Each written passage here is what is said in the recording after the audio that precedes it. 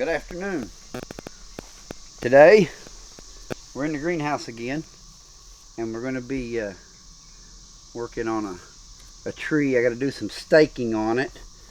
And my name's Troy. We're in Zone 7A, Southern Illinois, and this is my greenhouse. But on the subject of this tree here, it's kind of getting heavy, so we're going to pick it up, tie it up. It needs to be gotten off the ground.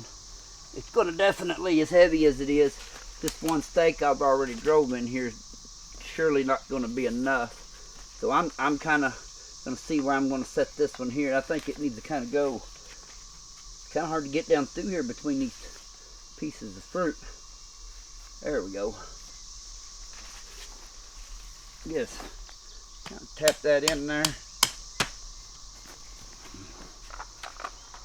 That's wedged up there pretty good. We'll get the old handy dandy tape gun out.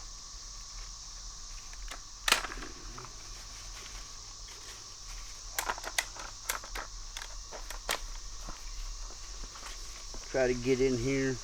Probably want to raise this up a little more. Can. There we go. I don't know how much that's going to hold.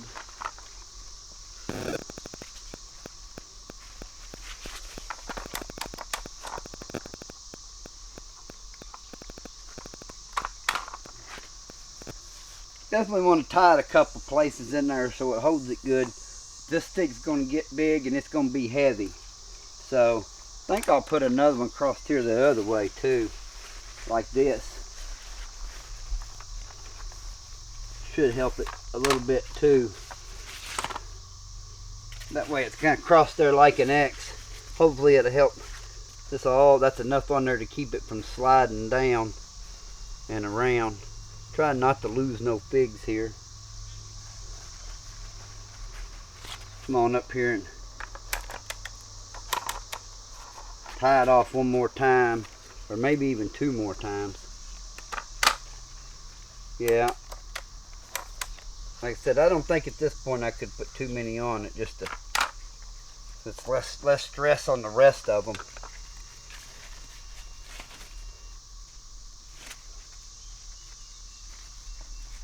So we'll have a bunch of figs there.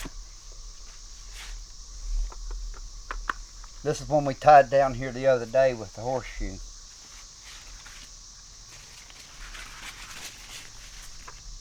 Oh, oops. Sometimes you have a sacrifice. I knocked one off. That's alright. I'd rather do that and get the rest of them off the ground. So, that should be staked far enough apart. That should be okay right there. Like that. So, maybe go down here and look at another one I got staked up, and we'll see how it is, and we'll talk about it as well. Here's our next tree that I staked. As you can see here, these branches was falling on the ground. I've had them staked for a little bit, but after I staked them, it took a few weeks and these little buds started shooting out. And you can see this one here that was bent over earlier. It's finally starting to send these shoots up. And it's got a limb kind of going straight up right there. It's a little hard to see. I got it tied up there. I just wanted to come straight up from there anyway. Don't look like it's got no double bumps on it. But I've got these kind of spaced out here. You can see they're starting to turn up. That way they'll kind of come up this way. And I'll probably, if these grow where they'll support themselves, I'll probably trim them back to about here this fall and kind of leave this design of this tree here and see how it is, how well it works, to see if we can get, if there's enough room in here to bring multiple shoots up off these horizontal branches here and get fruit off of. I know in Japan that they like to give them quite a bit of room, but they would like pretty much knock those two plumb out and just keep this one and this one.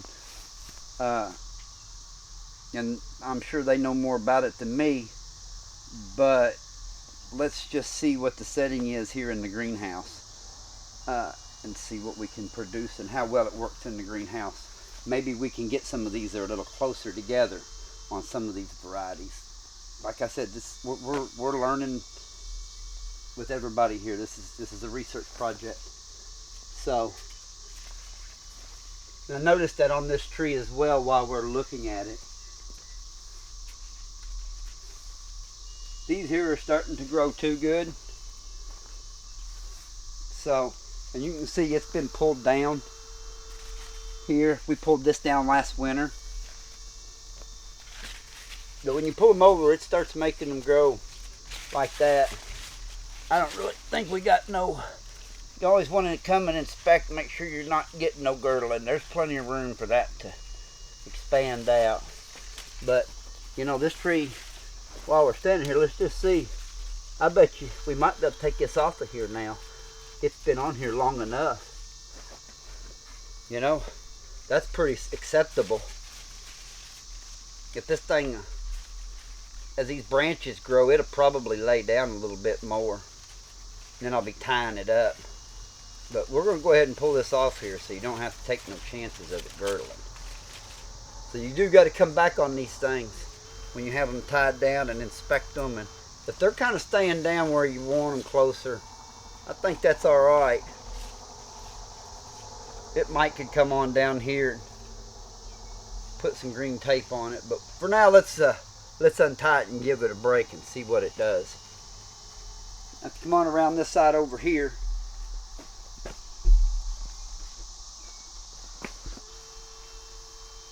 I've got a couple more.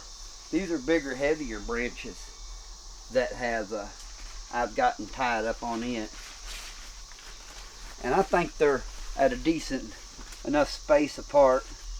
They should get ample lighting into.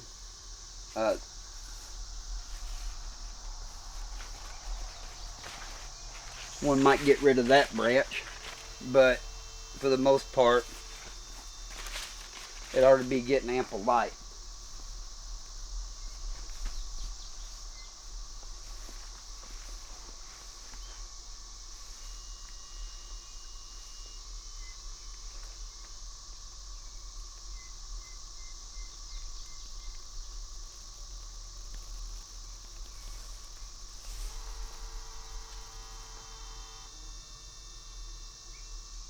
And if we got some time here, we'll go down here and look at one more tree. It needs some tying done on it, and we'll do some tying to it. Tying on it.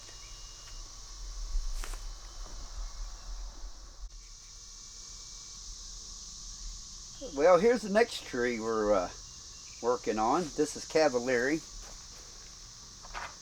I don't know if you can see how much about this shape you can see of this tree, but I am going to go ahead and start training it down now while the branches are good and soft.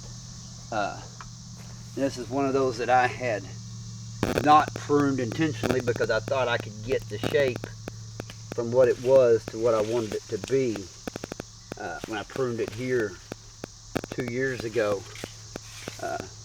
But what I'm going to try here, I don't think this branch here is as dominant as I want it to be. And I think I'm going to try to stay on this level and tie this branch here down and this main branch here down.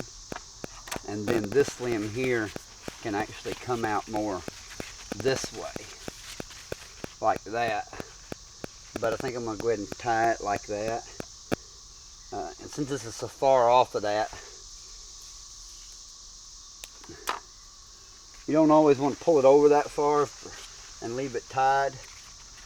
I'm going to start off with a little up here, go stretching it. I don't think that's overdoing it. This wood's pretty green and soft still, so it shouldn't stretch it too much. I'm going to put it here for now, and later on I'll come back and I'll pull it down a little bit further. Just use the old green tape for today, and that's going to come on out here. I don't want it to get past this stake here. Probably better go ahead and tie that thing there. Needs tying up too. We'll tie it up while we're here. get it up off the ground. Using green on this because of how heavy this is, and I really don't know how high I want to do it, but that kind of gets it up off the ground there. Try to get in here and get this around this post.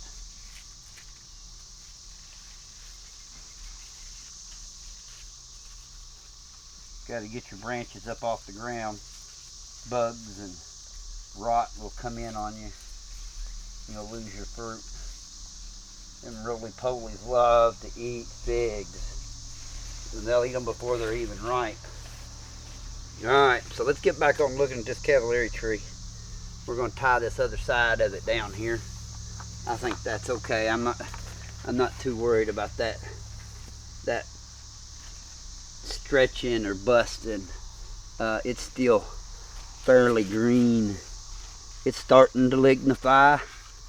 So go any longer you might, but I think we're okay right there. Do it now while it's still got some green in it. This one here is just going to be a little bit different. I think that, yeah, see, that don't seem too stressful right there. As far as that is off of that, I'm just going to use this green tape because it's going to be up off that a bit. It's going to take a couple. We'll get one down here on it.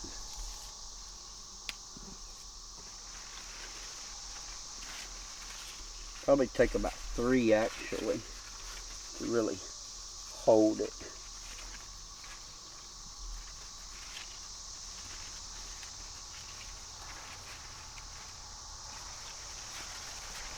Not as easy as it looks, huh?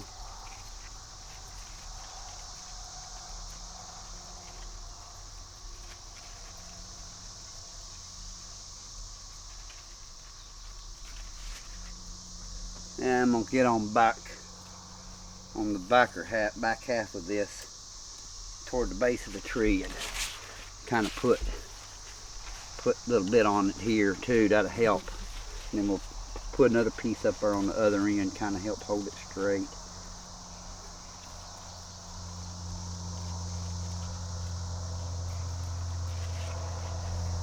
Yeah.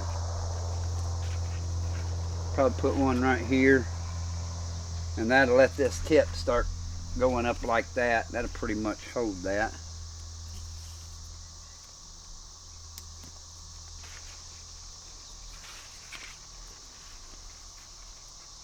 Don't really need to hold it down any further.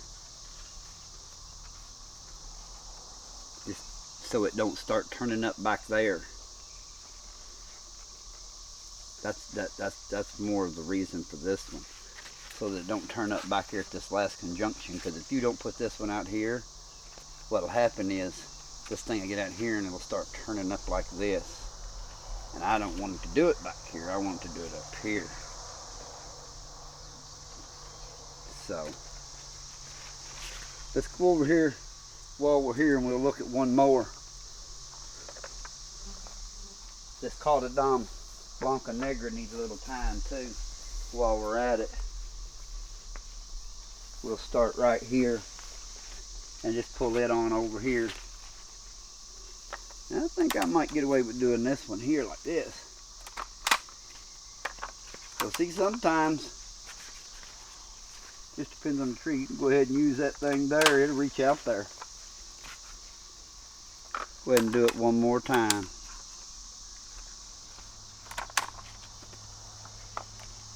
Well, sure is faster than tying, ain't it? Whole lot faster than tying. Now I ain't got much room to tie this one over here down because this other tree's coming in here, but we're going to give it a little bit of tie down just so it'll start turning up, because I'm going to cut this other one plumb back to where it's supposed to be. I kind of let this yellow long neck get way on out here, and this Cordon blanc and negra is a really good fig. And it's probably the earliest of the Cordons I have. We'll tie it here and it'll start turning up. And then we'll trim this one a little short this year and get that yellow long neck trimmed back, and then we'll grow us another leader from right here somewhere and take it on over here to the 9-foot pole where it's supposed to be. All right, there's another one tied down.